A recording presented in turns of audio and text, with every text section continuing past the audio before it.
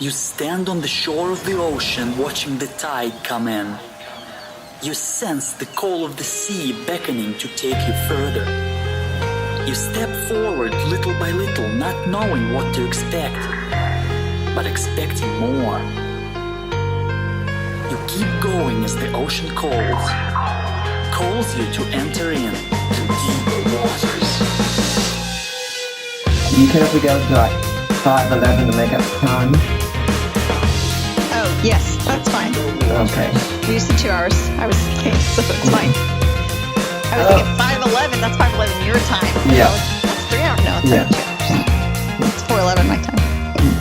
Hello, everyone, and welcome to the Deeper Waters podcast. I'm Nick Peter, seeking to bring you the very best in Christian scholarship and apologetics, and today is no exception, but it's the month of Valentine's Day, the month of love, a month I used to hate until around 2009, 2010, and then all of a sudden that started to change, and it became a month I love, and it especially became a month I loved after I got married. But we're still talking about love and romance. And I've got on here a return guest, a good friend of mine. She was nice enough to send me her latest book in PDF form. And we're going to be talking about it. Her name is Jay Parker. She's a Christian author and speaker who blogs at Hot, Holy, and Humorous. And by the way, there's an excellent Facebook group on there, Conversations Between Men and Women. So I really recommend you check it out. I'm a part of it too. And uses a biblical perspective and a blunt sense of humor to foster godly sexuality.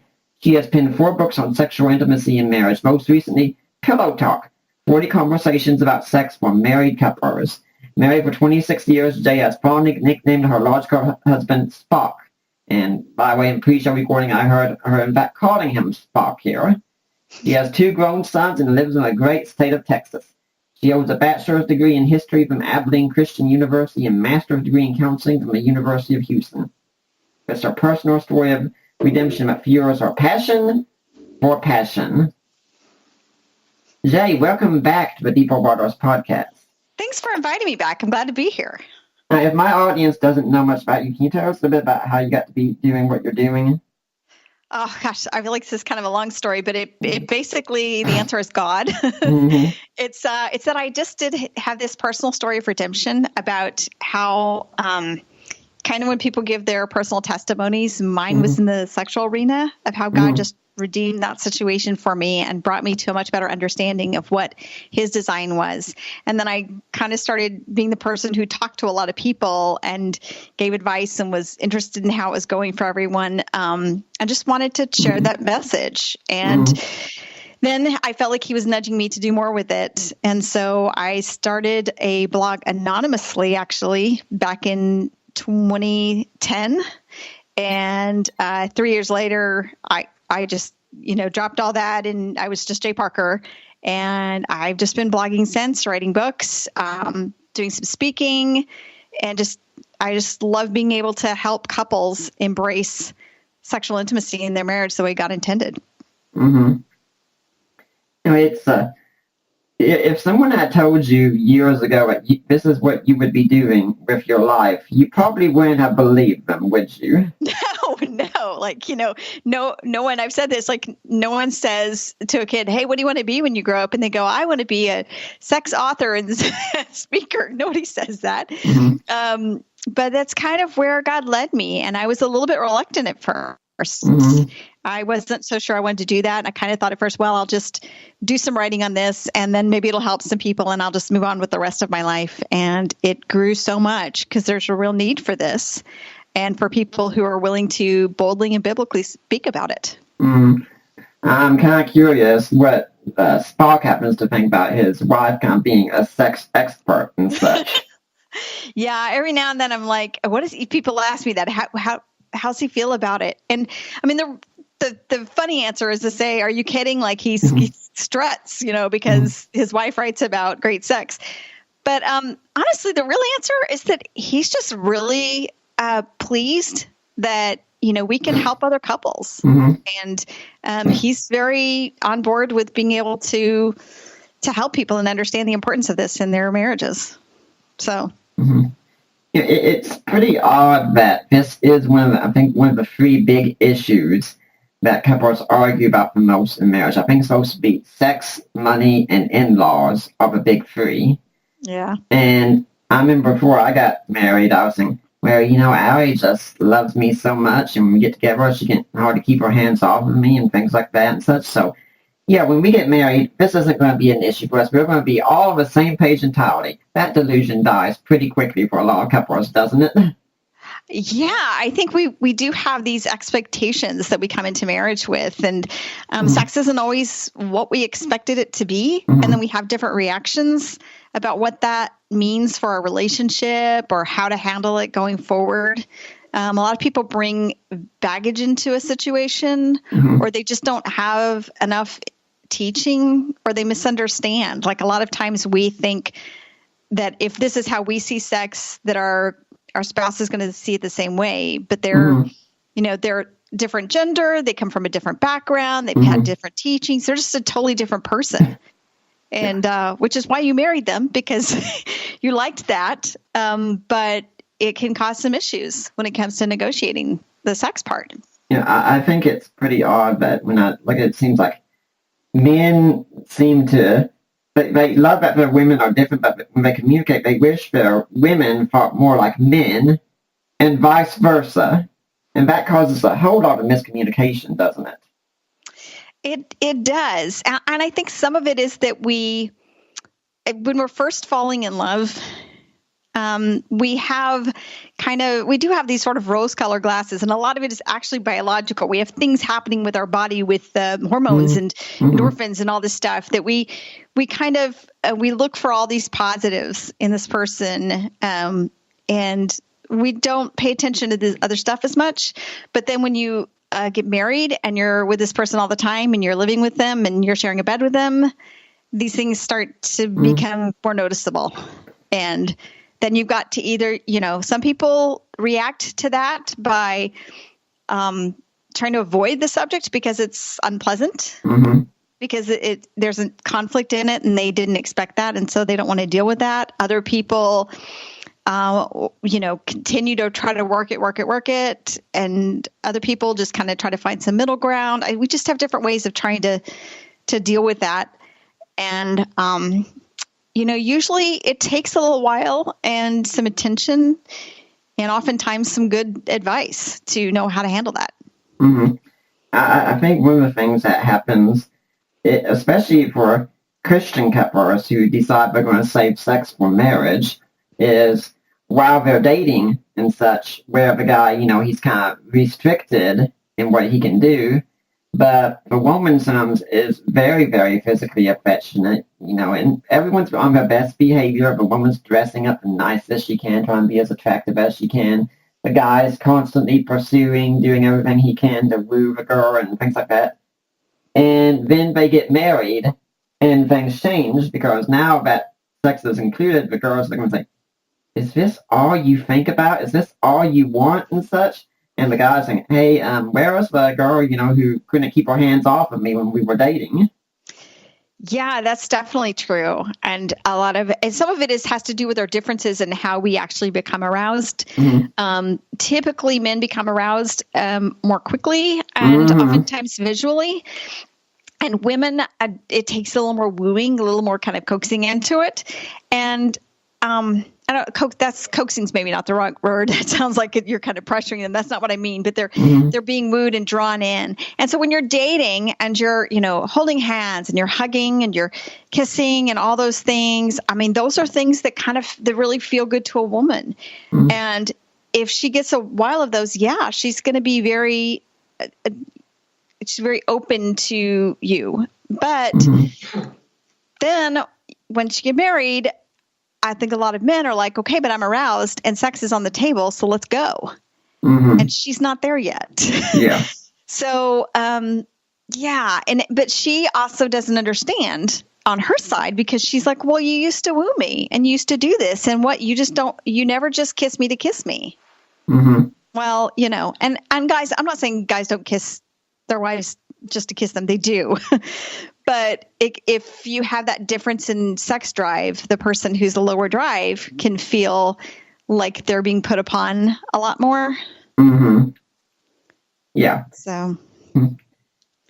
And so now you've got this book here, Pillow Talk, about all these conversations that couples can have, because it seems couples can sometimes talk about everything except sex. Is that right? We do have some trouble talking about this. And a lot of Christians grew up in cultures where they just didn't talk about it very much. Or if they did, it was, if they talked about sin, or they just talked about sex, it was talking about sexual sin or talking about waiting for marriage. And so they didn't really talk about sex itself. And then they get there and they had sex with their spouse, but they still don't want to talk about it. But oftentimes you can't, resolve an issue, or you can't even just improve your sexual intimacy if you can't talk about it. Mm-hmm. Yeah, I've told a few times on the show a story about when I was in Bible college, and I went to my home church at the time, and they were doing a ceremony, the silver ring thing and such, which I have no problem with. I think it's a wonderful thing. But the associate pastor got up and gave a talk to all the kids there about sex and marriage and such.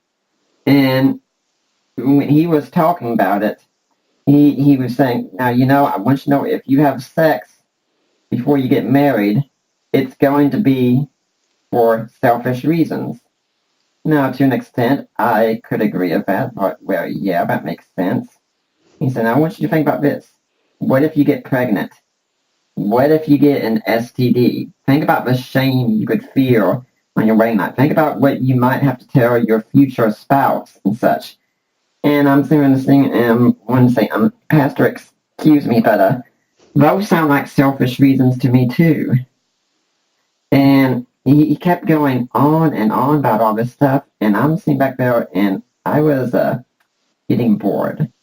And what I tell people, like, if you are talking about sex, and you've got a college guy in the audience listening to you, and he is getting bored, you are doing it wrong. Yeah.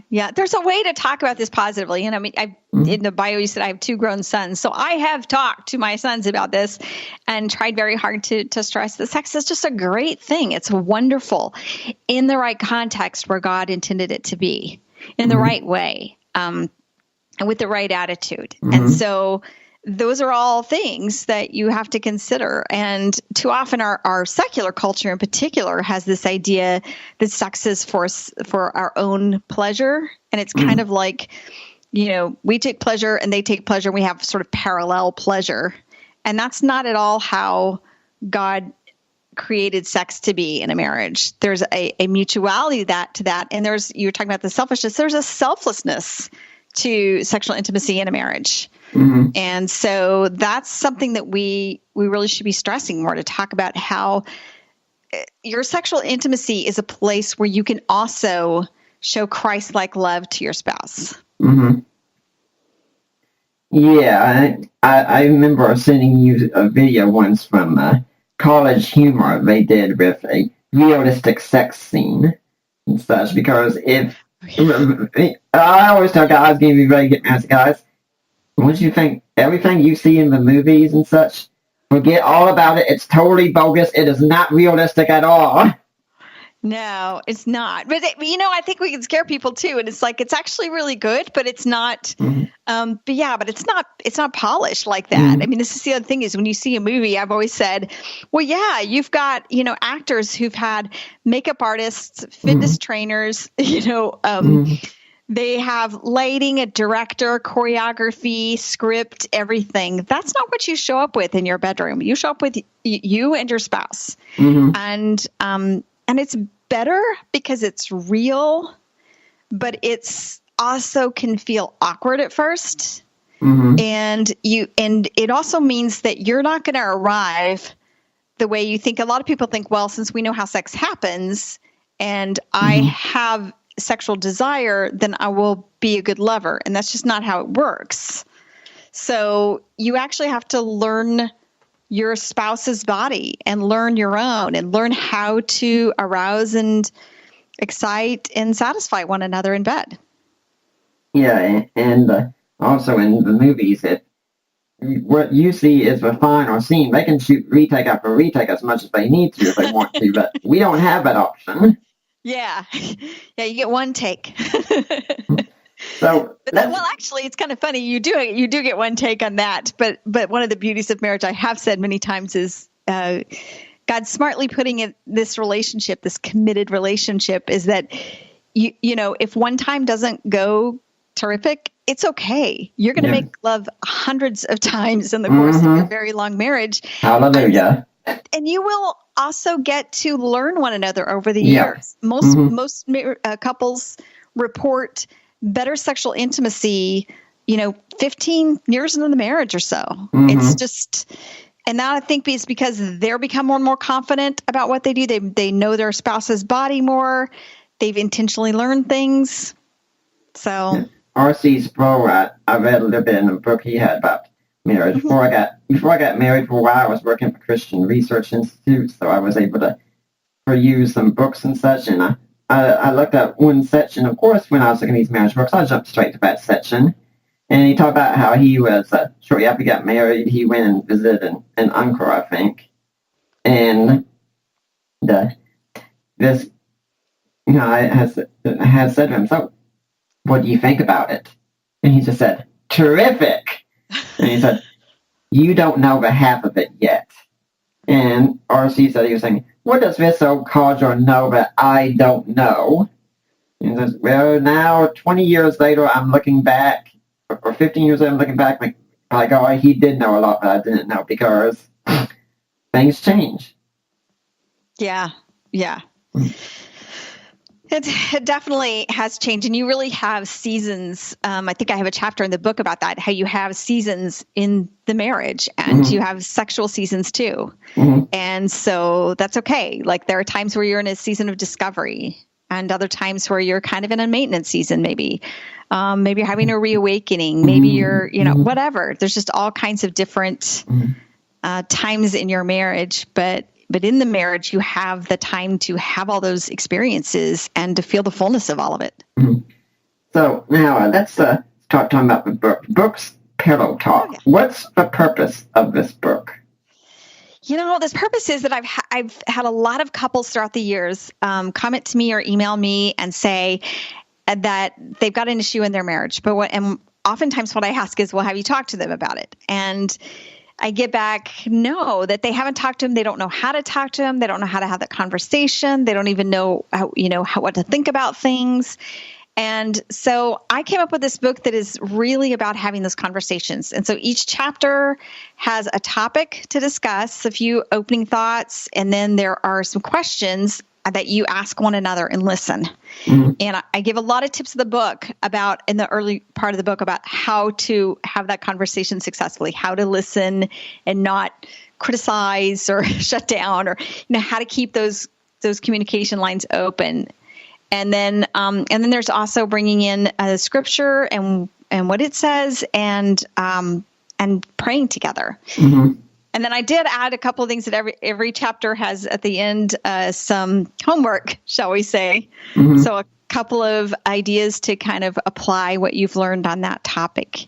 And it's not directive so much. I feel like it's very open for couples to kind of use the resource in the best way for their marriage, because the conversation would be totally different for different couples, even if you're talking about the same topic. And then you can also tailor the activities to your own situation. And so I tried to make it where you could just really have this conversation opening, and it can open up that topic and help you where you don't have to come up with all the words. You open up the chapter and you say, hey, we're going to talk about kissing today, and we're going to do the kissing chapter. And then you go through and you talk about that and how that's going in your marriage. Now, the book is Pillow Talk.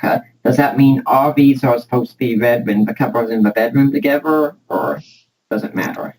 No, I don't think it matters where you do it. I think the idea is the pillow talk is, the meaning of pillow talk is what talking before, after lovemaking. And I think that it's just sort of associated with that time of being together in bed. And so that's why I chose it. I just thought it went really well with that because it communicates that we're talking about the sex we just had, or about to have, or maybe won't have for 2 days, but we will because we're going to have sex again. Yeah. Or if you're not having sex right now, this is still a good book for you to start having those conversations. Now, I will say, I probably didn't read the book the way you intended, since I'm a book reviewer of sorts, and so I had to go and just go straight through and such. But I definitely did enjoy it. I thought it was very easy to read and such. And so my hope is a lot of peppers would pick up something like this and go through and really think the exact same thing, because all of these, you could read them in, say, about maybe 2 minutes or so each night, right? Yeah, the content itself is really a framework, and so the actual amount of words that I give you, I don't know how long each is, but I don't know, maybe it would take you, I would say at least 10 minutes probably to go through something like this, but it could be that on certain topics your conversation goes a lot longer. It just depends on what's going on. And how much you want to spend on it. Because there are going to be some issues where couples are like, oh, we're in totally agreement on that. We can check that off and go through this chapter. Great. And there are going to be others where your spouse says something that you're like, I don't understand that. And that's not how I think about this at all. And y'all may need to take longer for them to explain and you to understand. And that's really the goal of this too, is too often I think we come into conversations trying to get our own point across. And I get that, but a lot of times if we will spend more time trying to understand where our spouse is coming from, we can actually make more progress.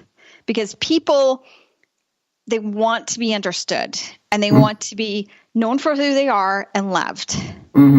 And so if they feel like when they talk to you that you're going to judge them and you're going to criticize them, you're going to shut them down, well, they're not going to share much with you. And then you don't really know what's going on and you can't do anything about it. Yeah. So if you can establish kind of this safe conversation place and just do more of trying to understand your spouse, and then, you guys can talk it out. And also, your spouse should be trying to understand you, of course. So, but it just trying to see where the other person's coming from and why they believe what they believe and what they're experiencing. It just can help you so much more in understanding the whole situation and figuring out where to go from here. I think one of the problems is when we come from our own perspective, each of us feels perfectly logical in what we're saying, and it all makes sense to us. I mean, as a husband, my temptation is something, if she really cared about me, well, then she'd be wanting to have that intimacy with me more often. Well, if she's not wanting to have an intimacy, I guess she just doesn't really care for me or desire me that much. And meanwhile, she's over there and thinking, if he really cared about me, he'd be wanting to do a whole lot more than sex with me. He's not wanting to do a whole lot more than sex with me. Therefore, I guess he doesn't really care about me. And unfortunately, both spouses seem to withdraw at that point, don't they? Yeah, we do. We tend to think oftentimes that exact thing where we think to ourselves, well, if I did X, it would mean Y. And so we assume that when our spouse does X, it means Y, but it doesn't necessarily. Because they're a different person. They have a different thought process. They came from a different background. And you just can't make those assumptions. We make assumptions all the time. And I tell you what, I had a few years of my marriage were really awful. And that's kind of part of my redemption story, coming back around to a happy marriage. But I remember in those times, I made so many assumptions about what my husband's behavior meant about his love for me. And they didn't. It didn't mean that at all. And I just spent way too long in that space thinking that, well, if he's doing this, that means he feels such and such. And oftentimes, whatever was going on with him had nothing to do with me. Like, really nothing. Like, for instance, if you have a spouse who has a past of being sexually abused, and then I've heard the story of something like that, and then they get married. Let's say the wife was sexually abused when she was young, and she comes into a marriage, and her husband comes up from behind her at the kitchen counter, and he puts his hands on her bum. And it goes into, oh my gosh, I can't believe you would touch me like that. Am I just a piece of meat? Blah, blah, blah, something like that. Okay, that seems overreactive. But from her perspective, it was important that she didn't have control of her body when she was being abused. And so now having somebody come and just grab her body out of nowhere she may not even be able to express it, but it's a trigger for her. And so, so it makes sense to her, but it seems like angry and overreactive to someone else. But these are the kinds of things that once you start talking to each other, then you can probably negotiate those kinds of things where, she says, well, this happened to me and I just can't do that. And he says, well, I just really want to be able to touch you. And she says, well, if you could just, tap my arm first and have me turn around or this or that, there are ways to deal with these things so they don't keep coming up. But we have to be able to talk to each other and understand what's happening. Now, what do you think the man is thinking when he does that, though? You want me to say what I think men think? Sure, give it challenge. give it a shot, and maybe I can see if I really think that. Honestly, I think a lot of men are very single task focused, is how I've heard it phrased, and I think that there is kind of a single-mindedness of seeing his beautiful wife and feeling like, oh, I'm so blessed to have this beautiful wife, and I'm going to go over and love her, and then he wants to be affectionate, and so his affection too. He's maybe drawn to her rear end because that's particularly attractive to him or whatever, and so then maybe there is somewhat of sexual component, but maybe it's also just kind of affectionate, and I think he just goes, he does it. I don't think he thinks through. What is this going to say about us or anything? Yeah. I'd say, speaking as a man, for many of us men, our identity is tied up entirely with our sexuality and such. And that's the best way many of us know and understand love. And if we're not intimate with our spouses, it's kind of saying, there's something wrong here. There's a barrier here. And honestly, until that need gets met, it's really hard to focus for a man on anything else whatsoever. But if a man gets this need met in his life, he'll go out and climb Mount Everest immediately. I mean, it's really something incredibly powerful to a man. I think most women just look and say, he just wants to get his game on, or something like that. And in our way, saying, no, we want to be close to you. And the question we're asking you many times is, am I still your man? Do I still turn you on? Yeah. Yeah, I think I've said it before that I think that men want to be their wife's hero in the bedroom. Yep.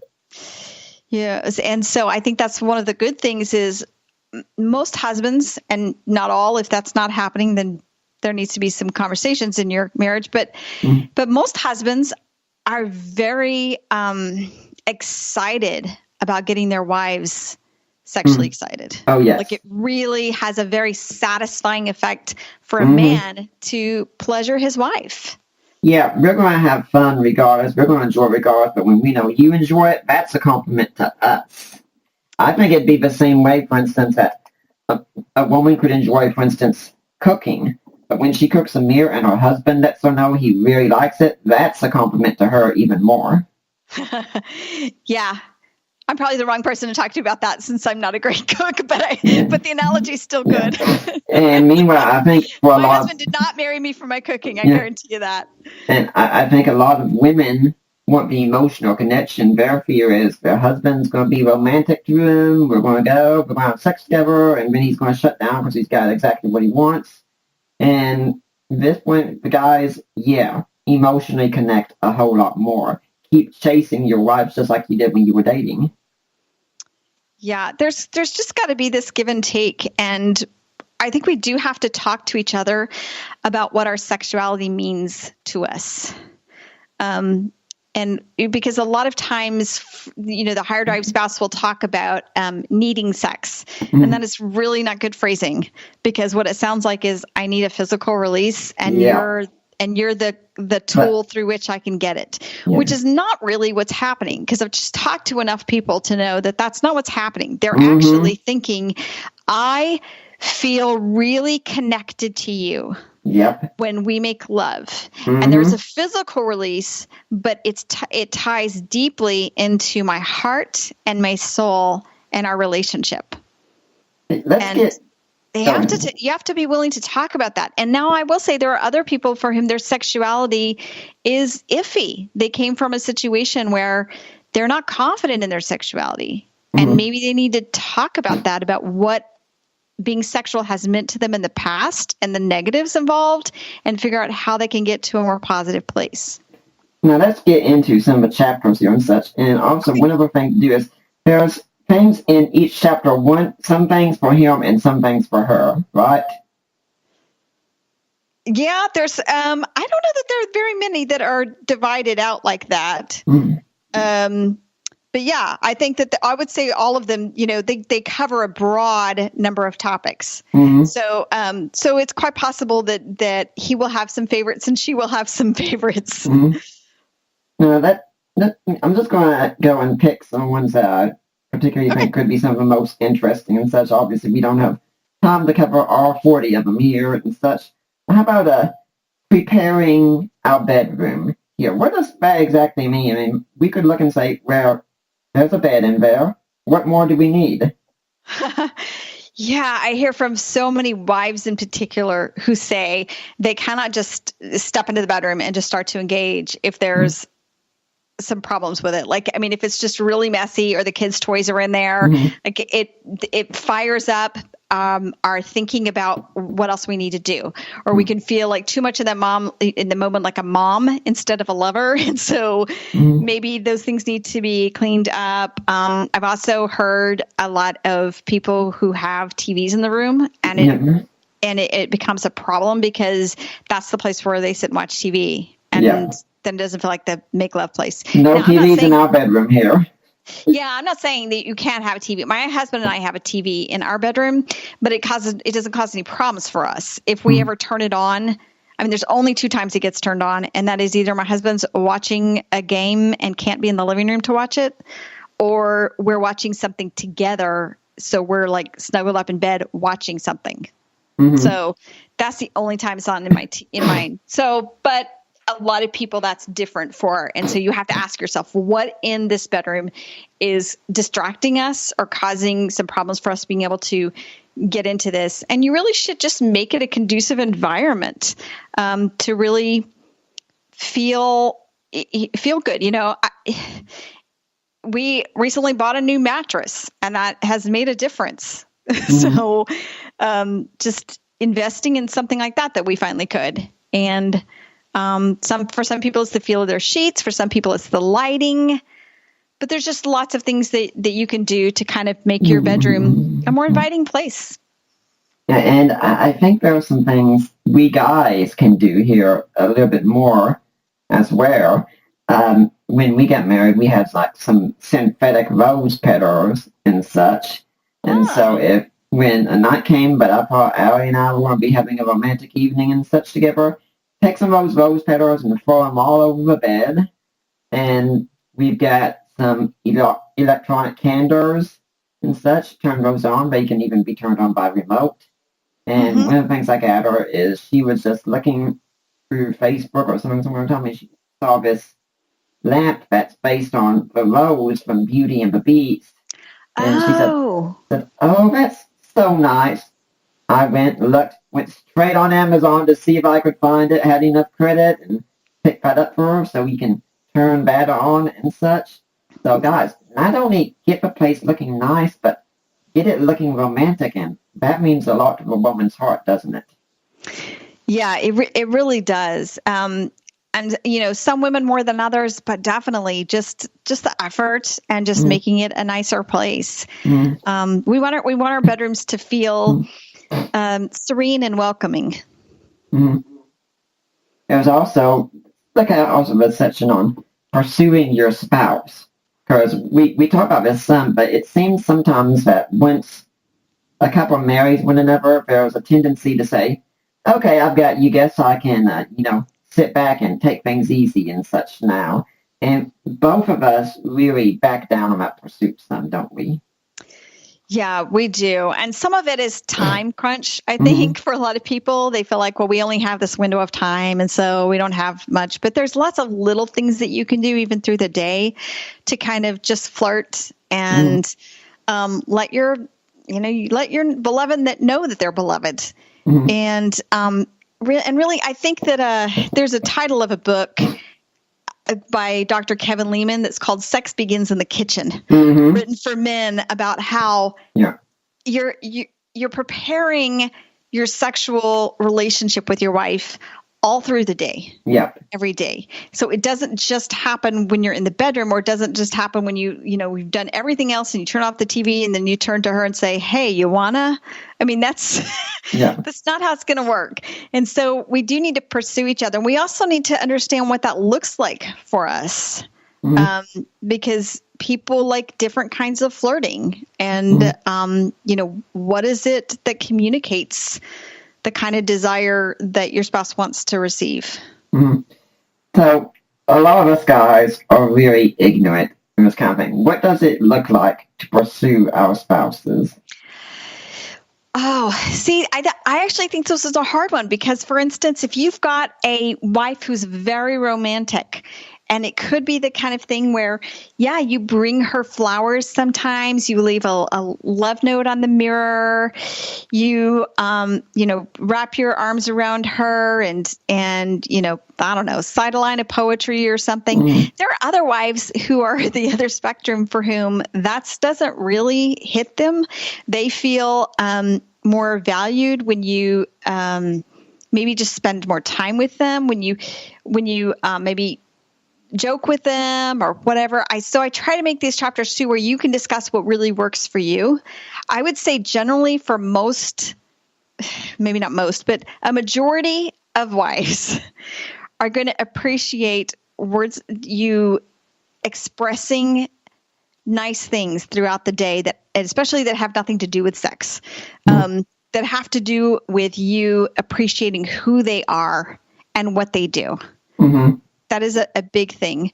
And also, if you're going to compliment how she looks, try to be specific, because women have so many body image issues that we get used to kind of batting off things that people say that would be like, well, I just think you're so beautiful. And you're like, yeah. But if he says, I just love the color of your eyes, they are such a beautiful blue. Well, what is she supposed to do with that? Like, she can't just bat that off. That's specific and it feels good.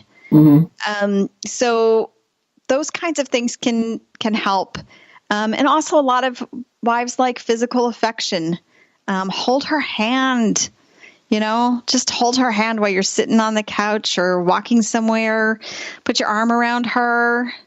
Give her kisses of varying levels, the kiss on the cheek, the kiss on the lips, the go for broke French kiss. I mean, just all those kinds of things that have a sensual aspect sometimes, but aren't necessarily sexual. And those things, as we pursue each other that way, kind of open up the sexual arena more.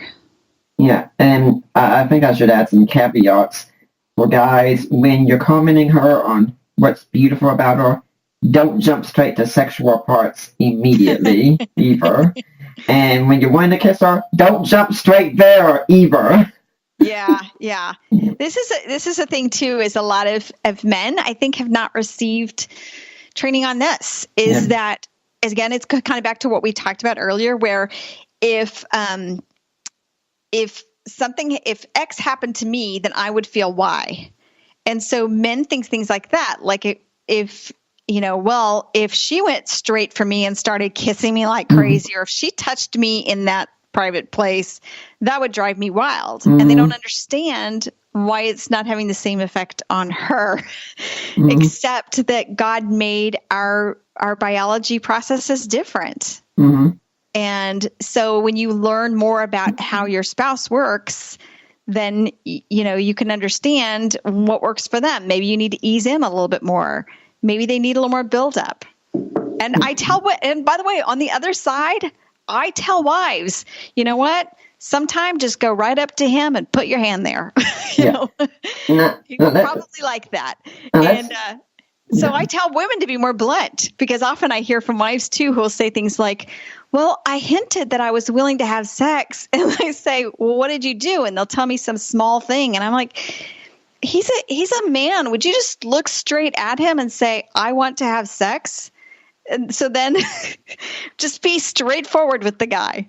Yeah, I have to say that's pretty depressing when I hear about it, because I know Allie's told me there's been at least 3 times in our marriage where she was in the mood and she was sending me all these hints and I didn't get it, and I'm probably going to start crying now. I know, like I do tell him, like, but if you kind of come into the middle, like guys, do a little more effort, and then women, be a little more blunt with your man. Just tell him. Yeah, and something else along these lines, like pursuing a spouse. I mean, for some women, you could say, and most men would probably respond, just walk into a bedroom naked sometime or something like that and such. And that works, but men also, we do like to be pursued in other ways. Yes. As well. I mean, sometimes I'll say to Allie, I'm like, hey, do you want to watch a show with me? No, not right now. And when that happens, it's kind of like, I'm thinking, well, I guess you just really don't want to be with me. Because, I mean, there are ways I want her to be with me other than sex. Yeah. Yeah, absolutely. So there's just all this give and take. I think God has made this relationship where it's wonderful, but it's also a challenge. And maybe the reason it's a challenge is because it gives us the opportunity to grow. Yeah. And I think it would just really depend on the person. Of course, I think the 5 love languages are a great book for couples to go through here together. But, I mean, ladies, for your man, I mean, if you like sports, for instance, sit down and watch the game with him sometime. Yeah. Such. And for me, I don't care for sports, but video games are my thing. And if Allie doesn't want to play a game with me, well, that's fine. But, when she sits there and watches, it's really great. Although I hate it whenever I do die in a game or something. She goes, oh, you died. Like, yeah, thanks for, pointing that out and such. But just for watching and the support means a lot. And heck, one of my friends told me there was even a chapter in a Gary Thomas book, Loving Him where Gary actually says to the wives, let him play video games sometimes. Yeah, I'm fine with that. I will say that there was one time in our marriage, well, my husband loves the game Axis and Allies. Do you know what that is? Yeah, I do. I've never played it. Apparently, it's like a whole World War II reenactment thing. There's like all these little men and ships and stuff on the board. It's huge. It takes hours to play. Mm-hmm. And he, in our first few years of marriage, he kept asking me. I was like, no. Finally, one time I played the game with him, and I played it because I wanted something, and he finally said, "Well, if you'll play that game with me," and I was like, "Okay." So I did. I got my one check mark, but I have not played that again. But I have played many other games with him since. We've got a funny story here where I had. The Wii that we originally had, I downloaded the Super Mario Bros. Game, the very original first one, and I was going to sit down and go through it, and I said, oh, play it on 2-player. I want to play 2. I said, okay, and I told her at the start, I know all the warp zones and such, I know all the secrets to this game, I'm not going to take any warp zones, I want to go straight through the game. And I did, on 1 life, entirely, didn't die a single time or anything. At the end, she said, I don't think I want to play anymore. It's like, you can't beat perfection there, okay? It's just a funny story thing, because I'm still thinking she's probably watched it. He's got to die sometime. Come on. He's got it. How did he do that? Yeah. Well, I mean, these things that we find are interesting to us, a lot of times we think it's about the thing, but it's about the person sharing your thing with someone. So there are things that you do, and the funny thing is we often do this when we're dating, and then we do stop it when we're married a lot of times. Because I've heard people do this kind of things where they're like, oh, well, I used to always go, watch him bowl or whatever when we were dating, but we got married and I don't have time for that anymore. Like, well, that was probably something he really loved about your relationship. Now, I'm not saying that for the rest of her life she needs to watch him bowl, but I am saying that like every now and then to make those efforts to be with each other, and kind of part of your wooing each other is showing interest in the other person's interests and just show them you value them. And by the way, if you watch him bowl, cheer him on no matter what. Let him know how proud you are of how he did, because when he's bowling there, he knows you're watching. I guarantee you, he's trying as hard to do his best just to impress you. That's great. Now let's talk about another one. I mean, this one, this one's not one that anyone struggles with really at all, and that's our body and self-image. I mean, we can be so thankful that no one struggles with that, right?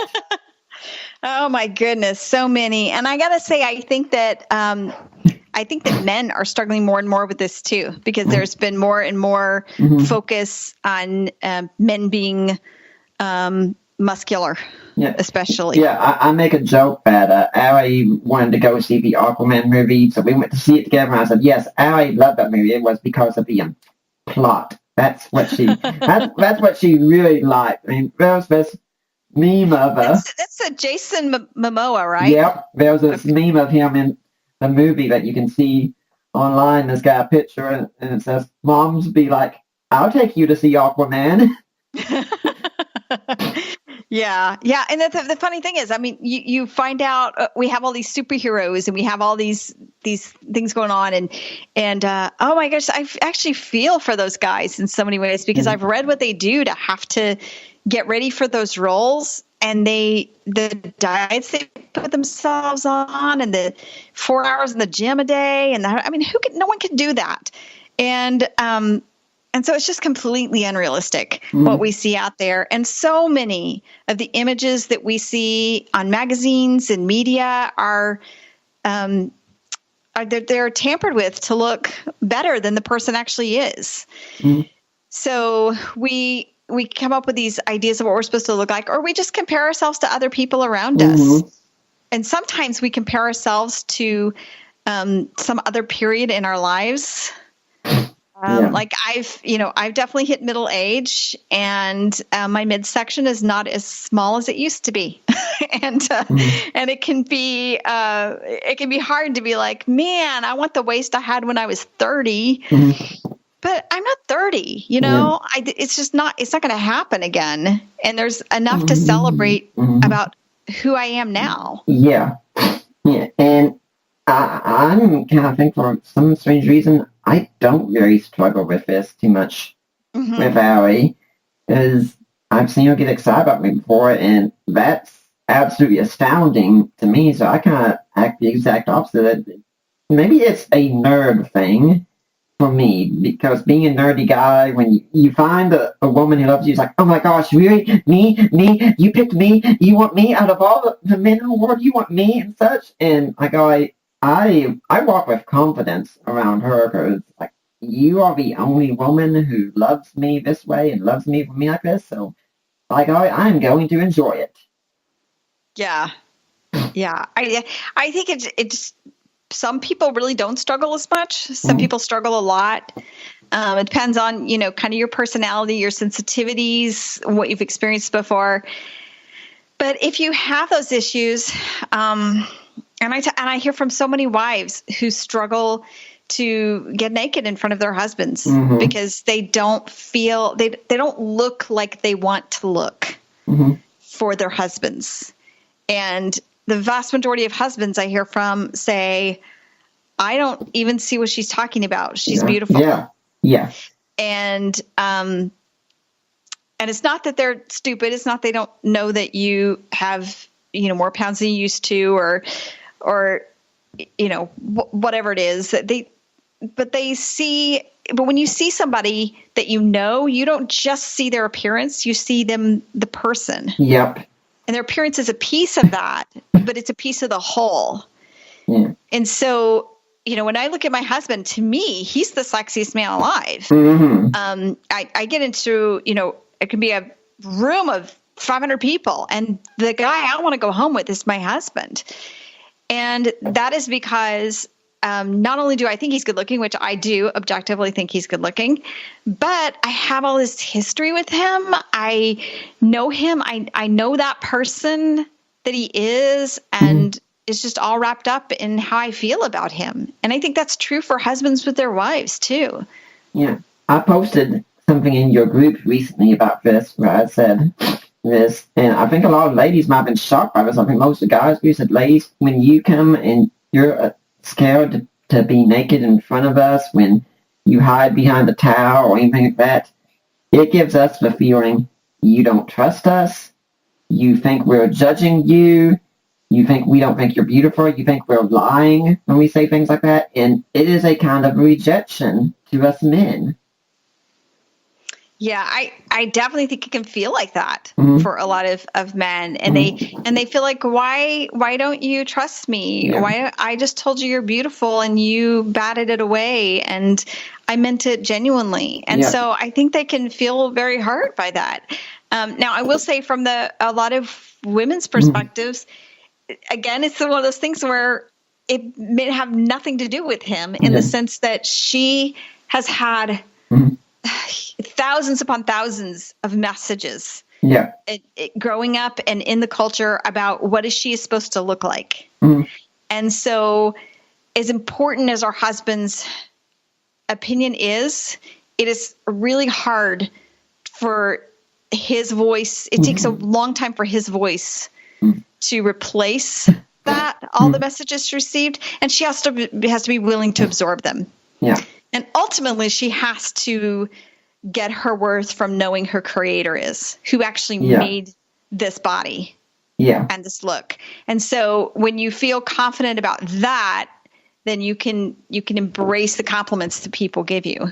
Yeah, I can definitely say I like, for instance, if we're together in the living room or something, and Ari says, like, well, I'm going to go take a shower and such, my ears perk up immediately, and it's like, okay, did I hear that? Is there like any chance whatsoever? And things like that and such.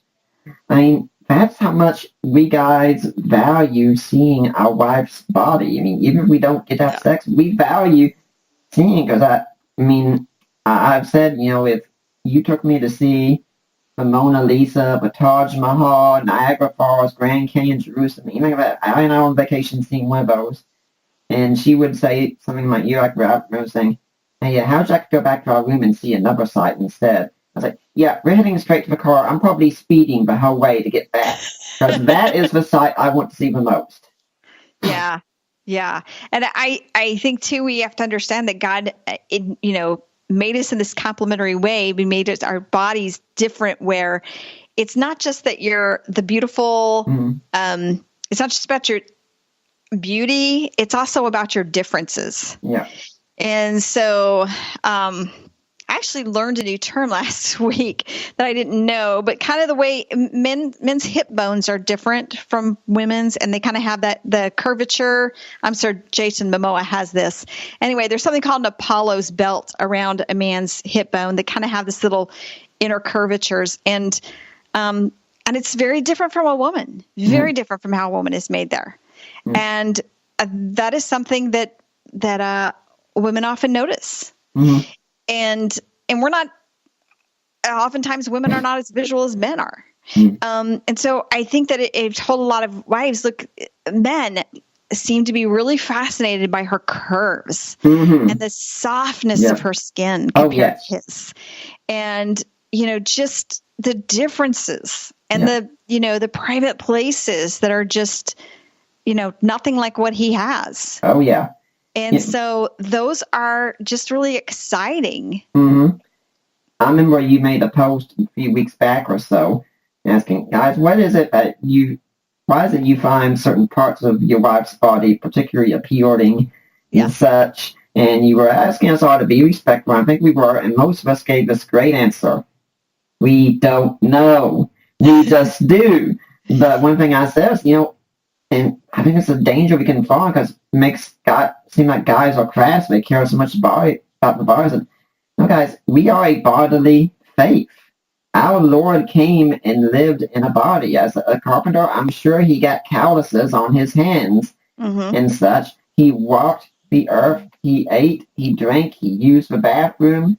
Everything. Yeah. Yeah. I think also we have to remember that when God created everything in those, I guess in the first 5 days, and he created everything and he said, it is good. And then after he created man and woman, he said, it is very good. And so we need to always remember that, God's creation of us in our bodies here on earth is very good. And something also I think women need to realize, I have my own men's group on Facebook, which is a private group just for Christian men, and not just married men, but men who are engaged in dating and such, so we can learn in advance from married men how to be good husbands and such. And one thing I did, I went and created a poll in that group. I said, guys, you can pick one of the two. I mean, every guy would like both, but you can pick two. The woman that you want to have sex with, you can either have A, an incredible body, or B, incredible passion. Which one do you want? It was a very one-sided vote. Everyone voted for passion. Everyone.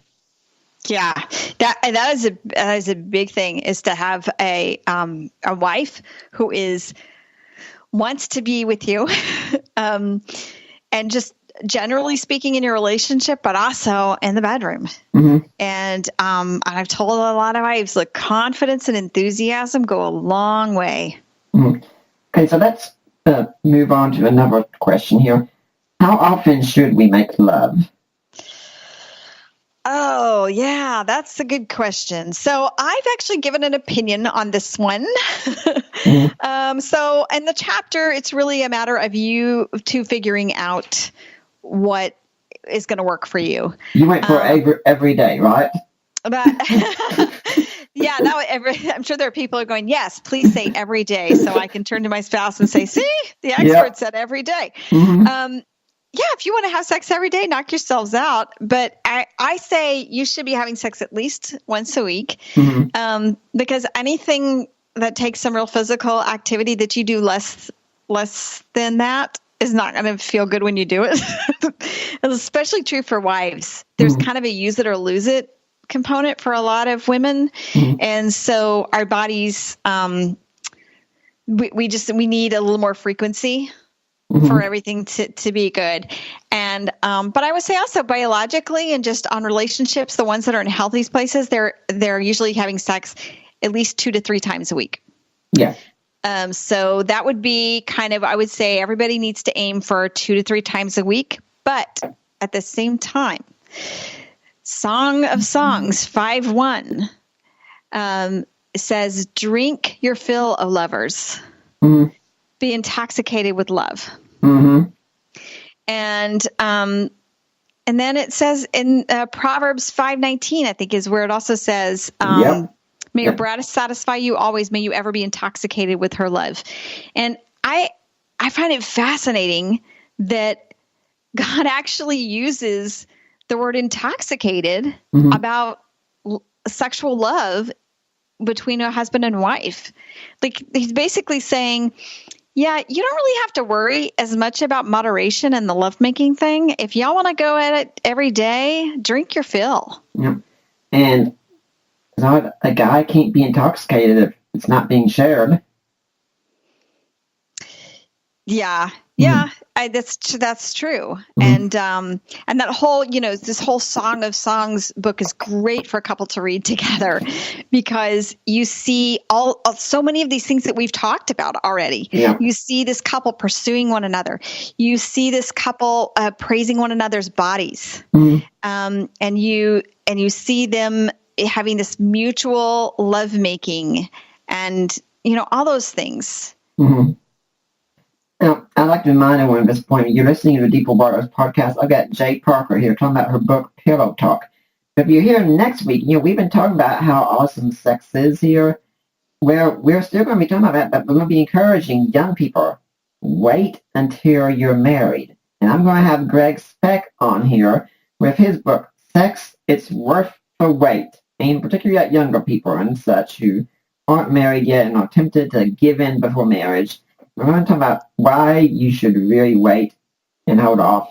And say, I think you definitely second that entirely now, wouldn't you? Oh, yes, absolutely. And I think a lot of times, I know the example you gave, we give the people talk about, oh, well, you could get pregnant or you could get an STD. And yes, those are concerns. But there's just so many more deeper reasons. And I'm sure Greg will go into them.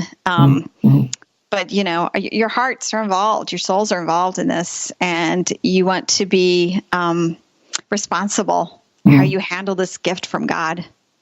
Now, since you were talking about our bodies, let's just go to another chapter describing our intimate parts, because this can be very awkward for a lot of couples, especially when you think where I'm supposed to use good language and such, as if talking about the body that God designed is dirty. Yeah, so this is the other thing, is how we express speaking about our body parts has been a topic of conversation. What do we call things? And does that show the kind of love and respect our spouse wants to hear about their bodies? I especially hear this from some wives who will say, well, my husband wants to use labels for my parts that I feel like are dirty. Should I let him do that? And it's like, you know what? We really should be being loving and respectful. And you guys need to negotiate what that looks like and make sure that you are just honoring each other. I mean, there's a verse about that. Honor one another above yourselves. And that comes all the way into the bedroom. And you may not know what works for your spouse. And some people come up with just fabulous, cute, wonderful euphemisms. And that can also be a very tender, sweet thing for a couple to have their own kind of nicknames or whatever. But it just needs to be something that really makes you both feel cherished. Now, you also have two chapters, one on the anatomy of a man and one on the anatomy of a woman. Why do you think this is necessary? Because, hey, we can both look at one another. We know what our bodies are like, right?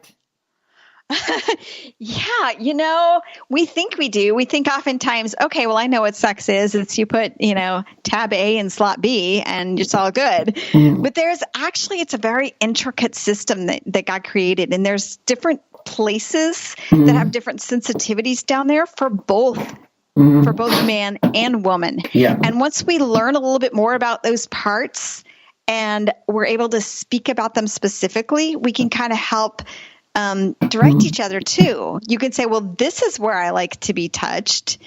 And did you know that my body works like this? And all too often we assume we know. And also because we're individuals, I can say for certain, I'll just take this one. I can say for certain that the head of the penis is going to be more sensitive than the shaft. I hope I can say that on your program.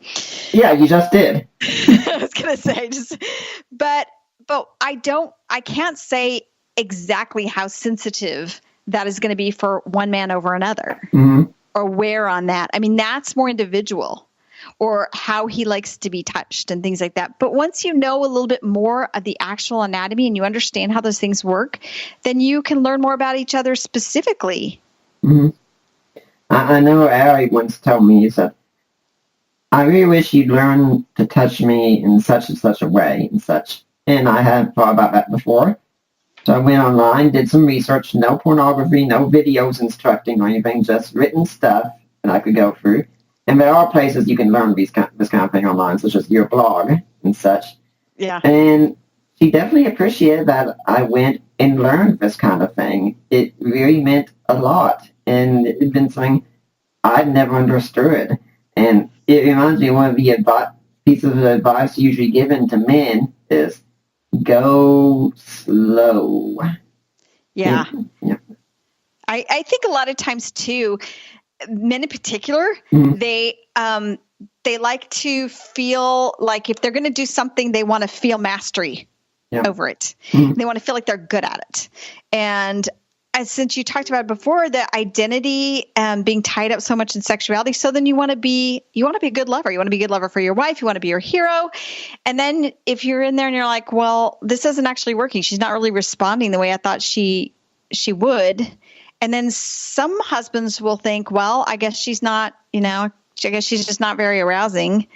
Whereas maybe if he knew a little more, did a little more homework, asked her more about things, then they could figure out what works for her. And I also, in turn, wives need to be careful about how they say stuff to their husbands, because if you go, well, don't touch me like that. How are you touching me like that?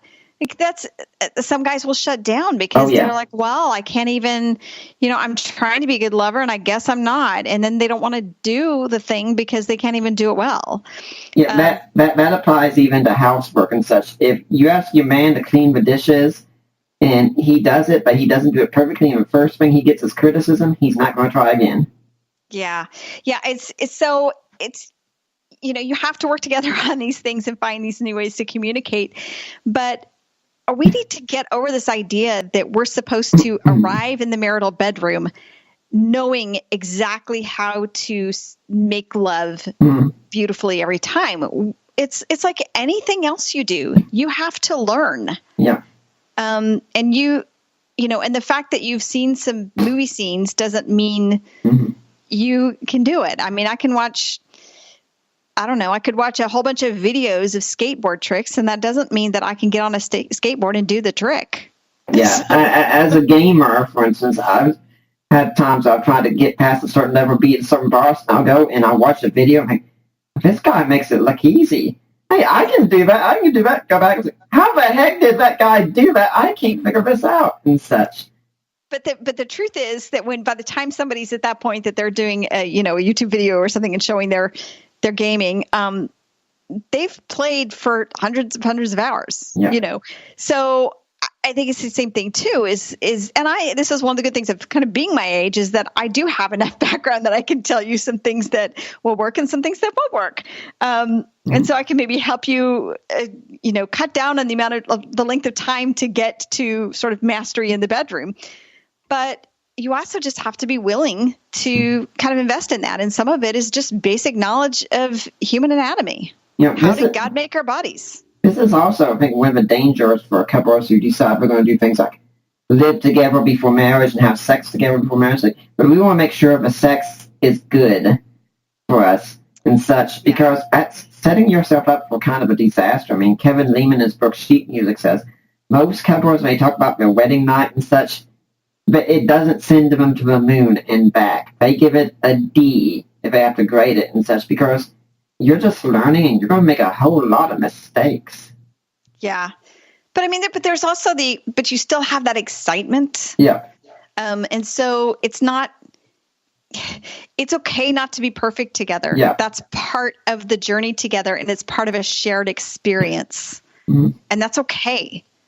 In fact, there's something very, very sweet about being able to be vulnerable with your spouse and just say, and I don't know where to touch you. Can you show me where to touch you? And ladies, I can tell you, if you tell your man something like, could you touch me here? I really like that in the bedroom. You will make his night entirely just by saying that. Now, let's talk sadly about the darker side here. Has porn affected us? When we're driving here in Atlanta, it's amazing. I only listen to talk radio pretty much, and I can hear several commercials for guys struggling with erectile dysfunction. And usually I turn to Allie and I say, I think that's because of porn. Yeah. Porn is just entirely different from when I was growing up. You had to seek it out, and now you have to block it out. And so it's an issue for a lot of people, and secular culture acts like, well, that's just what you do. And it's not what you do at all. But it twists our opinions about sex in so many different ways, because we get a wrong idea of what sex is supposed to look like. We get a wrong idea of of sex being about our selfish pleasure. Because if you watch porn, the whole point is it's geared toward you personally experiencing pleasure. You're not giving anything back. You're just taking. but that's not at all what a real sexual relationship is like. Mm-hmm. And you just get twisted conceptions, and you also kind of train your brain. You can train your brain to be more turned on by visuals and self-pleasure than being in a real mutual, intimate experience. Mm-hmm. Yeah, and it's not just a guy's problem anymore. There are plenty of women struggling with pornography. There are a lot of couples as well who think that watching together. I've talked to some Christians who say, well, we're kind of struggling in the bedroom. We were thinking about watching porn together. And please don't. And I will say this, the studies kind of seem to show that if you did start watching porn, what would probably happen is you would, for a short while, likely have an uptick in sexual frequency. And then you might think, oh, well, this is great. But in the long term, it would go down because you're having a short uptick, but you now are focused on a sexual relationship that is what I talked about earlier, is parallel pleasure. Yeah. And you have undermined this real intimacy. And it's only in that kind of committed experience that you get all of the physical benefits, all of the emotional benefits from sex. Mm-hmm. And so you're shortchanging yourself on that long term. And so it's a very bad idea. Not to mention it's a sin. You're bringing third parties into your bedroom, and your marriage bed is supposed to be exclusively husband and wife. Mm-hmm. And not only that, but a guy who does that and then goes make love with his wife, he'll be talking, now how did this guy do that? And he will wind up comparing his wife to that woman there, because there's always a certain appeal about what you don't have.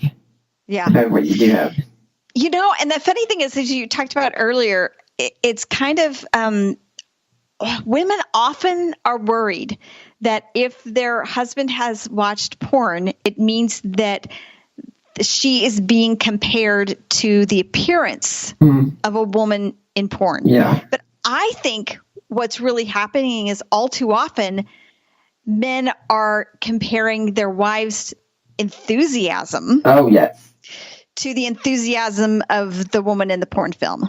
Well, you know what? That woman was paid money to be enthusiastic. It's not real. Mm-hmm. It's not,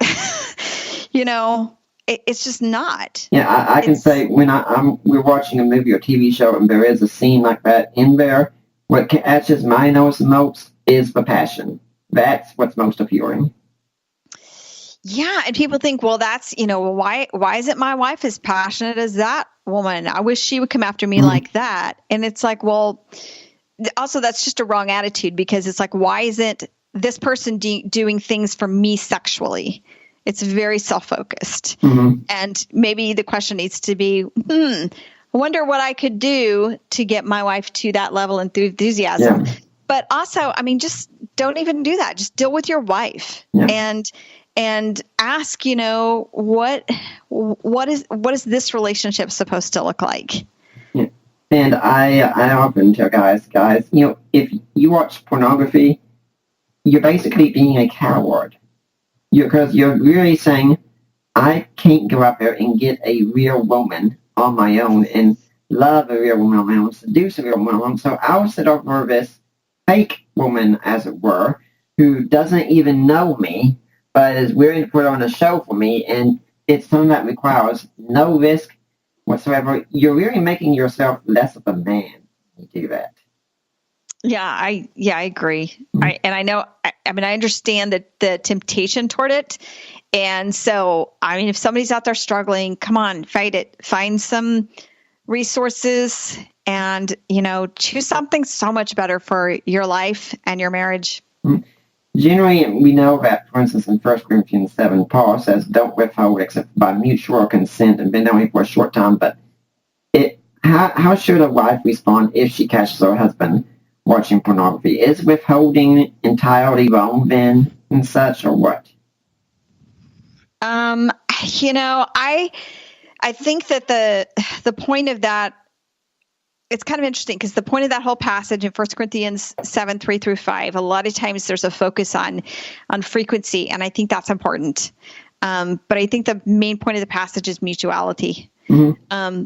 And so I think that if you've got a situation where he is choosing porn over her again and again, well, who's withholding what? Yeah. So he's withholding his sexual attention and interest and desire and fulfillment from her.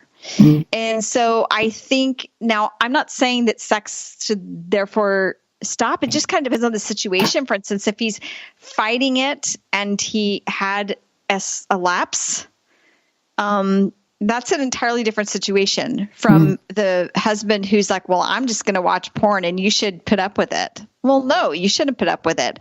And if a man thinks that he gets to watch porn all day and then bed his wife at night, I think it's reasonable for her to say, I think you're withholding your sexual self from me, and you cannot expect me to just hand you all of my sexuality. Mm-hmm. How do I entrust you with that? Yeah.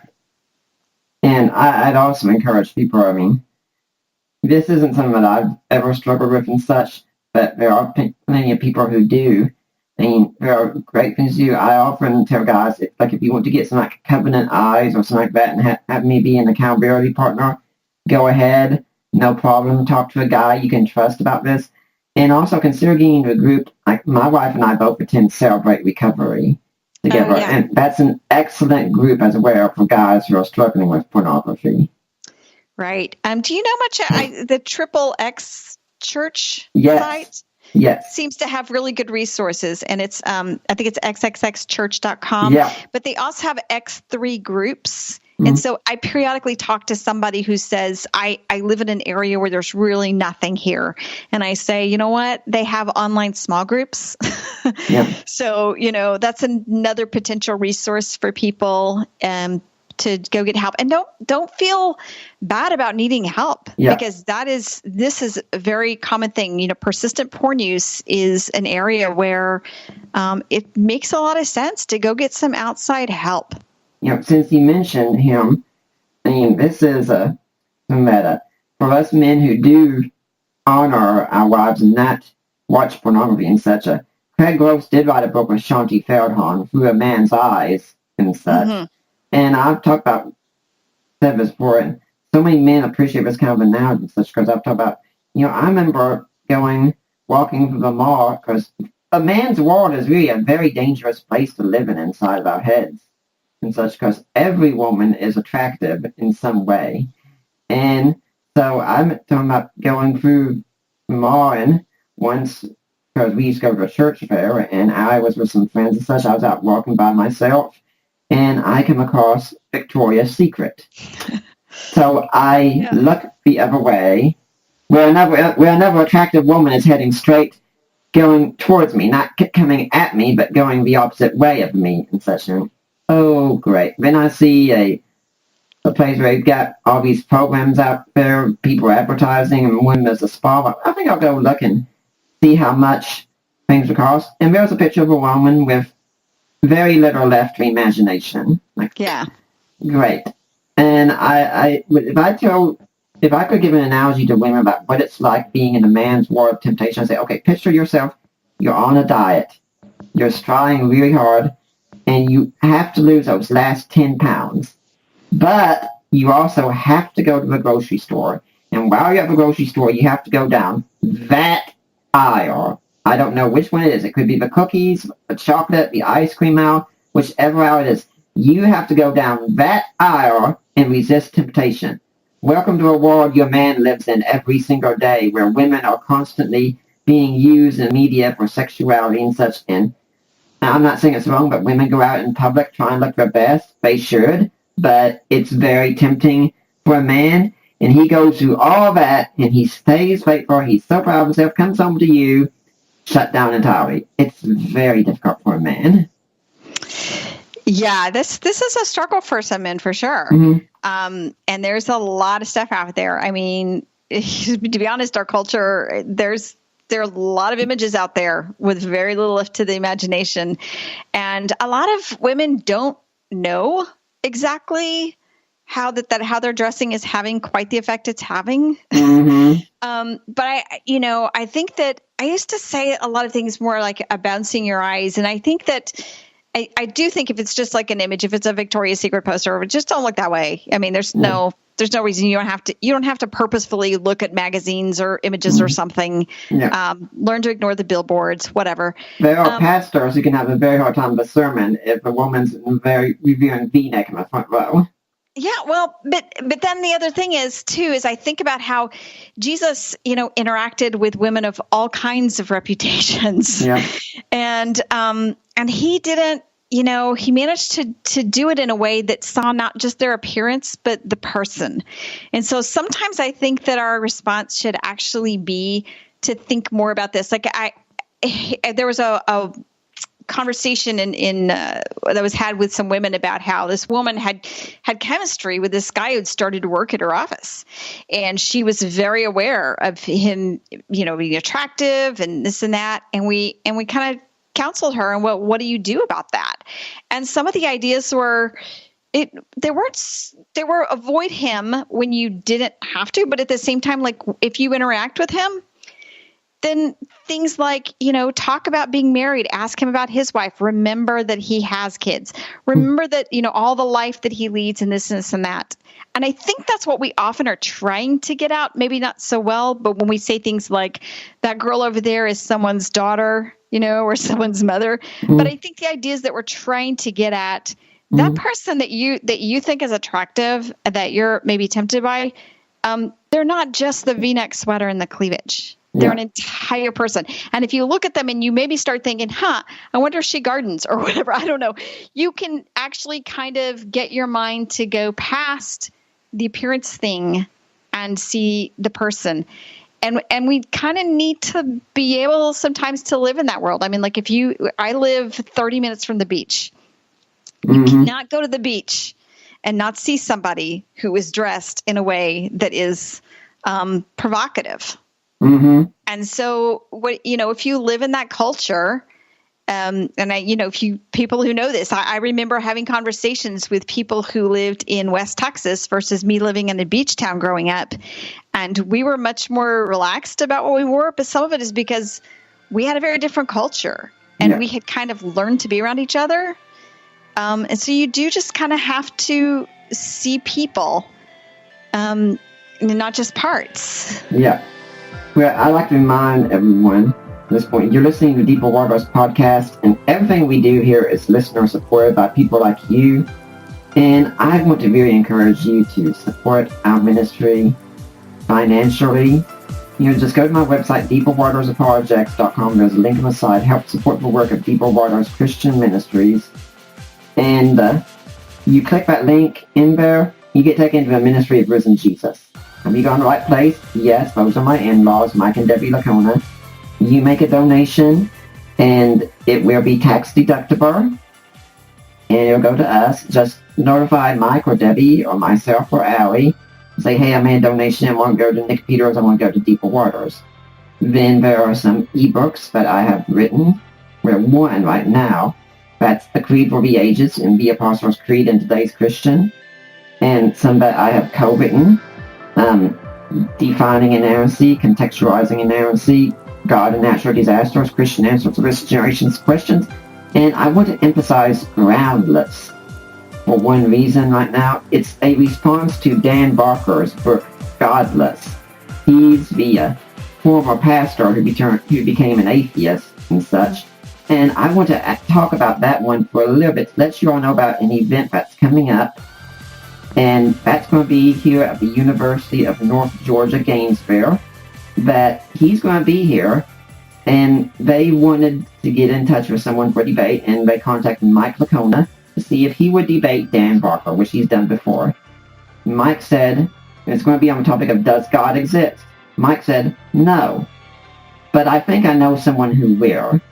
So next month, I will be debating Dan Barker at the University of North Georgia, Gainesville on March 18th. And I'd appreciate your prayers and support for that. I'm doing a lot of studying, a lot of reading and such, being ready as best I can and such. It's the first time I've done a live in-person debate. and I'm really looking forward to it. So if you want to see some of my replies to Dan Barker, they're right there. I'm not saying what all I'm doing in my studies because I want to keep that kind of a secret and such. But rest assured, I'm being prepared. I do think it's going to be live streamed, so I really hope you all will consider watching the debate. And if I do record it, which I'm pretty sure I will, I'll try and put it on the Deeper Waters podcast as an episode. And now also, another thing you can do to help support us is jewelry.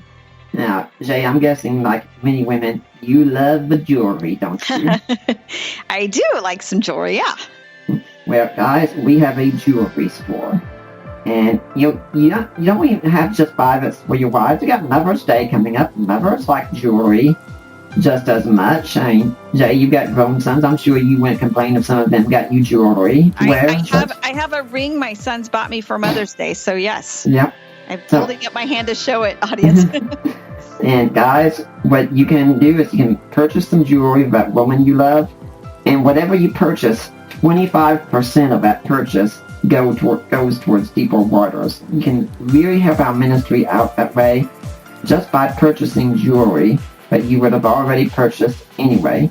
Guys, you know what I always tell you around this time, that you can buy something special for that lady in your life to make up that screw-up that you recently had with her, or you can buy something special for that lady in your life to make up that screw-up that I know you're going to make with her. And if you can't do any of these, please go on the iTunes page and such. Leave a positive review of the Deeper Waters podcast. I really love to see it. Tell your friends, family about it. Anything you can to spread the word. Now, Jay, do you have an organization or a charity you'd like to see people donate to? You know, I don't have a specific one that I talk about, but I basically say that the one thing that really does prick my heart is sexual trafficking. Mm-hmm. And so I know that there's some great organizations out there, and if you come upon one that's doing some really good work in rescuing people from sexual trafficking, what a difference that would make. Just even one life really saved. I did recently email, I haven't heard back yet, I did email the lady behind Hookers for Jesus, who does the sexual trafficking and such. And no, they're not actual hookers and such, but they've escaped that life and such. So I am interested in doing a show on sexual trafficking sometime. Yeah. Now, let's get back to the book here. We talk about pornography, so let's go with the idea about rebuilding trust in the bedroom. And this isn't just pornography. This is also about dealing with abuse, isn't it? Yeah, there are just things that past experiences that we've had that can erode our trust. Mm-hmm. And we're not really sure how to come back from that. Mm-hmm. And we have to figure out what we can do to reestablish that trust. Mm-hmm. So adultery is the one that a lot of people have, but also it could even be that porn use we talked about. I mean, that feels like a betrayal. Mm-hmm. And so it's hard. Like you talk about, should she still continue to sleep with him? For a lot of wives, there's just kind of a numb period where she needs to grieve and figure out how to reestablish trust. Mm-hmm. And so just these things can kind of get in the way, and we don't want to leave them there. I understand that there's a grieving process, but we need to be able to trust one another. It's a very vulnerable experience to be naked and intimate with your spouse. Mm-hmm. And so you have to have some trust involved. Mm-hmm. Now let's talk about that one aspect of this, though, with the whole abuse thing. Because how can a couple get past abuse? And it's not just with women who are abused. Men are also abused, but usually when you have these struggles, it is the woman who's struggling with it the most. Yeah, so I have a brief thing in the addendum about past sexual abuse, and I really think you need to be able to tell your spouse what happened, for one thing. This does not mean reliving with details. That's entirely different. But I know that there are spouses out there that they're not having sex or not engaging in sex, and their spouse doesn't even know that they have an abuse past. And I think that you need to say that and say, this is why I'm struggling. It's understandable. I mean, this was used against you. This is what I kind of compare it to is if I hand you a baseball bat and hit you with it, then you think a baseball bat is for hitting. But then if I say, oh, we'll take that baseball bat and it's really for hitting a ball. Yeah, it's for hitting, but not for hitting people. It's for hitting a ball. And you'd be like, well, but it was always used for hitting, but it hurt me before. I don't want to be around a bat. It hurt me. And well, understandable. And so, there's this process is that it's a misuse. It's not the sex itself that was wrong, but it was the abuse is just completely wrong use of what God designed. It's a complete evil twisting of it. And so we need to move away from that use and embrace the good use. And that means being able to just tell your spouse what happened. And then you may also really need to get some trauma support. And I give some resources for that and be able to talk about triggers with your spouse. What triggers memories of that? And what I will say is too, I know people who experienced abuse. And it took a little bit of time and intention and some healing. But honestly, years later, they remember what happened to them, but it's not a defining thing for their sexuality at all. Yeah. So you can absolutely get past this, but you have to be willing to take the steps to address it and together and make this a we problem. We're going to fight this terrible thing that happened to you together. You have a book, God Loves Sex, by Tremper Longman and Dan Allender, for instance. Dan Allender, I think, did go through sexual abuse, and now he writes books on overcoming sexual abuse. Yeah, his book, The Wounded Heart, is often recommended for people who've gone through any kind of abuse to find healing too. So, and then the RAIN Network, which is the Rape, Abuse, and Incest National Network, has a lot of resources. Let's move on to another topic here, and that's the topic of foreplay. And honestly, this one kind of surprised me. It becomes such an issue because I hear online with so many women talking marriage groups like, I wish my husband would engage in more foreplay. And I'm thinking, guys, why wouldn't you? That's just more time you can have with her like that. Why would you not want to? It makes no sense to me. I think there's just kind of an eagerness to get to the main event.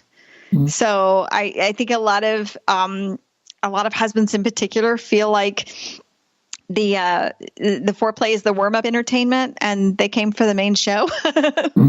So, but the whole thing. But the truth is, if you can have all of it. Like, why can't you have all the entertainment and really enjoy it all?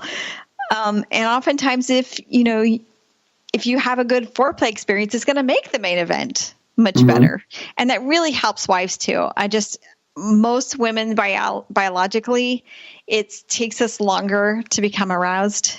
So our biology is a little more responsive than proactive typically.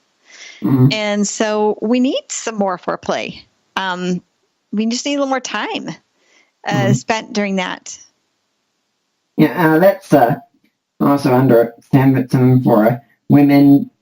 Women sometimes, I think, have the idea that they need to wait until they're in the mood to do things, or it's just not honest and such. And maybe, but I know many times a woman can start out, from my understanding, not being in the mood, but then maybe 10 or 15 minutes, all of a sudden she's into it then. And it's okay for a woman to do things even if she's not really in the mood, isn't it? Yeah, I think the question is not are you in the mood? It's can you get in the mood? Because it's kind of like when you're so wives who are listening, it's the thing where let's say your friend called you and said, "Hey, you want to go see a movie?" And you're like, I don't know. I'm all settled on the couch. I don't know if I want to go, And then she's like, come on, it's going to be this and this, this and that, and da-da-da, and I'll come get you, and we'll do this, and we'll do that, and then we'll go, blah, blah. And then you're like, okay, I guess I'll give it a shot. And then, 3 hours later, you're walking out of the movie theater laughing, happy, thrilled that you went. And I think sometimes that we need to take that attitude towards sex, that we say, not, am I in the mood or am I not in the mood? It's, hey, hey, let's give this a shot. And I think I can get in the mood. And foreplay's the way, that wooing that we talked about earlier and foreplay are the ways to get you there. And, probably not 3 hours later, but maybe 30 minutes later, you're saying, hey, I'm really glad we did that. Yeah. And I think we could also say, wives, realize that sometimes, you might want your husband to take you out to dinner and such. He might not feel like doing it. Sometimes he might say, I'd rather save the money, or I have something else I was wanting to do tonight and such. But you appreciate it when he takes the effort and just does it anyway, regardless of his feelings. And I kind of want to say, what is it that you say, well, I love you when I feel like it and such? I mean, that anyone can do the right thing when they feel like it. It's when you don't and you go above and beyond, that means something. Yeah. Yeah, it does. I mean, and that's, for a lot of spouses too, you have to say, I'm going to willingly invest in this. And now God intended this to be mutually satisfying. And so that's why there's all these tips too about how to make it good and wonderful once you get there. But you do have to be able to prioritize this and say, you know what? This is important. This is important to my spouse. This is important to our marriage. Mm-hmm. Now, what advice then would you give to the guys at this point? Well, yeah, slow down is the tip. I have a blog post too where it says something about the one sex tip I give husbands more than any other is slow down. And it's just to be very intentional, touch other parts of her body before you get to what you think are the goody parts. Really invest in her and just take your time. I mean, imagine that you're touring her body, and you're on a journey. Treat her body like a fine work of art. Yeah, and it's not just the destination. You're on a journey. And so you can take your time, take the scenic drive, so to speak, and enjoy it. Enjoy the view. Enjoy the experience. And that's could make it more likely that she will as well. Yeah, and guys, I understand guys want to get to the main event and such, but I mean, as soon as you get to the main event, that's it. It's done, and you're probably not going to be getting to see her and such as much anymore. So enjoy the show. I mean, it honestly makes no sense to me, really. Yeah. Well, I think there's a level of eagerness. I also think there's that thing that if you are having more regular lovemaking in your marriage, it's kind of easier to extend that. Whereas if it's been a while, I think for some men, the desire for a climax is so strong. And so it can be a little harder to wait. So this is also a good argument for the 2 to 3 times a week, is that for most men, like if they have that much, it's not going to be so that drive to get to the end is not going to be so loud for them. Yeah, and I think we could also say here that one of the things that gets men so anxious sometimes is sometimes if they don't get things done in time, as it were, there always is a chance of a premature release and such. But there are times that even a guy can say to the lady that he loves, okay, I need to slow down for a little bit or else things are going to end before they get started. Yeah, that's true. That's definitely true. Now, you've actually got a chapter in there on masturbation as well, which that's probably very surprising to a lot of people because, I mean, some people who are listening to this and they're not married and such a lot. Well, why is that an issue in marriage? I mean, you get married, you start doing it regularly. I mean, doesn't that take care of things? If you have engaged in this regularly, you've probably gotten used to self-pleasuring, and lovemaking is not the same. And so some people they don't realize they're going to, but they continue. Other people, they maybe use it to because they're not getting as much sex as they would like to have in their marriage. Also, if you still have a persistent porn use, masturbation is usually part of that too. And so there's all kinds of reasons why it might still be there as a solo thing. Now I take the position that masturbation just straight out is not necessarily a sin. I don't know where you are on that. Because my sense is there's no direct command not to do this, but everything in the Bible that I can tell about marriage and about the sexual relationship pretty much is about how our sexual energy and interest is supposed to go and desire is supposed to go toward our spouse.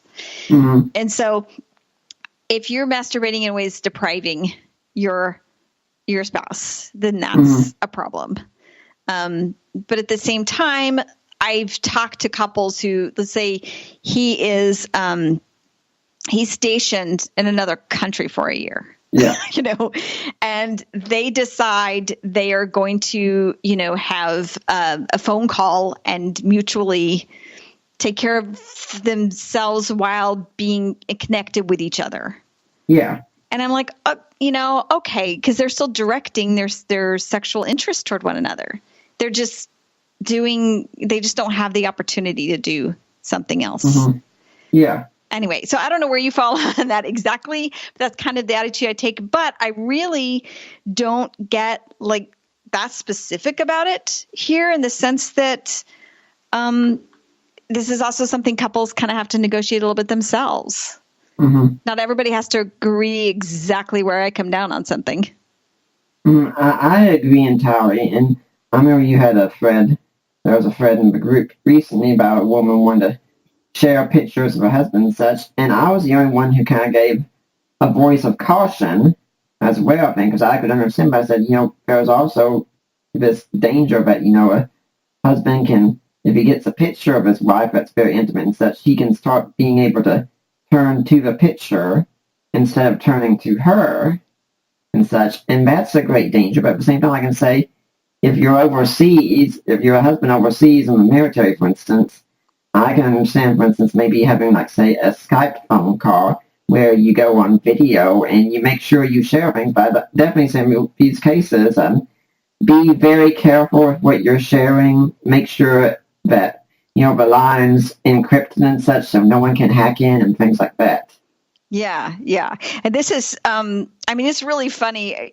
Just even a few weeks ago, those people have been paying attention to the news know that there was a back and forth about some potentially incriminating photographs of, I believe, Jeff Bezos. Is that? Yeah. Okay. Yeah, the guy from Amazon. And you got to think, how did they get photographs? But then but he didn't seem to deny that the possibility that there could be such a thing. And so I'm thinking, if somebody managed to get a compromising photograph of the guy who runs Amazon, then I worry how hackable our stuff is. I'm just a little like that too. I'm like, okay, I just would be very, very careful. I actually know a couple that they have taken photos of each other and they use a Polaroid. So there's nothing left over. It's just a Polaroid. And the other thing I've said is if you do something like that, if you want to send a photo to your spouse, it's often better to send a very teasing photo that would be embarrassing if it was discovered, but not revealing. So, I had a friend say, you could take a picture, a wife could take a picture of herself in wearing, her husband's shirt with one or two buttons only done. Or something like that. And so it would be, it would show something, but it wouldn't show everything. And so, if her kids saw it after she died, they would be like, oh my gosh, I can't believe mom sent that to dad. But they wouldn't be like, I need bleach for my brain now. Yeah. And that also brings something else. If you do this kind of thing, make sure you hide things where the kids can't find, especially if you save them on a computer. You might want to keep a locked file or something there. Yeah. And there's definitely things you can do to protect stuff. I don't want to scare people because no one's going to come hack you like somebody wants to hack Jeff Bezos. But still just just use caution with these things. Just use practical caution. Mm-hmm. Now, what about there's a section on communication during sex? That might seem like odd to a lot of people because usually the only communication I think a lot of unmarried think is like shouts of ecstasy and such, but there's a lot of communication that needs to take place, isn't there? Yeah, I mean, you need to be able to talk in the moment too. Like if something is amiss or you would like something and you want to be able to speak up for it. And it really is awkward for a lot of people at first to do that because we just don't, it feels weird. Like, what do we say? How do we say it? We also have an opportunity in that moment. There's so much in the Bible about how we speak to each other. And we have an opportunity in that moment too to show love not only through our physical interactions, our bodies, but our words. And so, there are beautiful things you can say. I mean, a man kissing his wife and then saying to her, "You are so beautiful. Your body is so beautiful." I mean, that can arouse her as well. And just shows love and honor. And so there are things that we can do to communicate during sex. And yes, it can feel a little awkward at first. Also, there's also kind of flirtations you can do too. I mean, there are a lot of people who have kind of wordplay and, like I said, nicknames and things like that also just make the bedroom a more fun place. Yeah. What about also the concern that the guy can really be enjoying the moment and both the wife might say, "Hey, did you remember to go to the store and get such and such?" Yeah, golly. And so, I mean, that kind of goes back to his feeling like a little rejection of, wait, I thought you were into this. I want you to be into this. And again, it's a little, it's not personal either because women do have a hard time a lot of times shutting all of the windows off. It really is like we have these pop-up windows. And if we think the oven is on, like it's hard to X that window off. So in my other book, The Hot, Holy, and Humorous, Sex and Marriage by God's Design, I speak specifically to women about how to be able to really focus in on the moment sexually and let all those things go. But yeah, you know what? It can wait. Like it's, unless you smell smoke or, see fire or there's a kid knocking on your door screaming that they're bleeding, almost everything can wait. And I just think that's not the time to communicate your stuff, make sure everything's good. So now the one I will say is if you do get started, I have heard plenty of wives then say to him, "Did you lock the door?" Okay, that's a very reasonable question because you do not want your kids walking in because you forgot to lock the door. Yeah, I still remember, I think it was the 2012 Olympics that Ragu had a commercial. This little boy coming in saying, "Hey, mom," and this guy starts singing his parents in bed, but it's just 8 o'clock. That's why they told you should always knock. This kid just walks away this traumatized look. That is one of the funniest commercials I have ever seen. Oh, yeah. Yeah. And I think we should also stress for women that if, when you're communicating, if you really want your husband to do something differently or you're not liking something he's doing, say it, but try to not be critical at the same time because men are extremely sensitive to criticism. Yeah. Yeah, I've said a lot of times make suggestions. Hey, I really like it when you touch me here. Or I think if you could do it a little softer, I'd really like that. So that's very different from saying, "Ugh, it's too hard." So, you hear the difference. And, most husbands do. They want to know what she wants so they can please their wife. So at the end of the day, I mean, when a couple gets this book and they've gone, say, all the way through it, I suppose this couple goes out and goes through all 40 devotionals together, what would you, if you met this couple, what would you love to hear from them? I would love to hear a couple say to me, "We finally had conversations that revealed what was really going on in a way that we could understand each other and improve our sexual intimacy.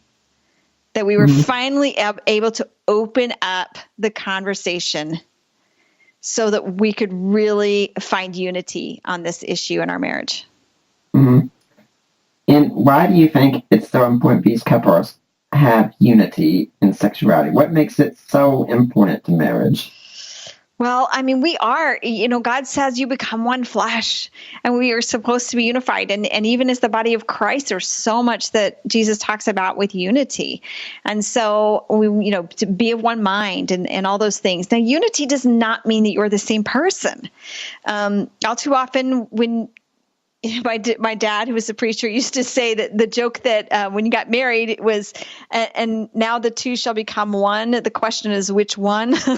And that's not how it works. You're combining yourselves. And so we have to be willing to listen to the other person and understand them and understand they're an entirely different person, entirely different feelings, and respect that, but also be able to embrace that and come to unity on this is what the sex in our marriage is going to look like. And when you get to that, it's going to be something that you both are willing to invest in, that you both are satisfied with, that you both enjoy.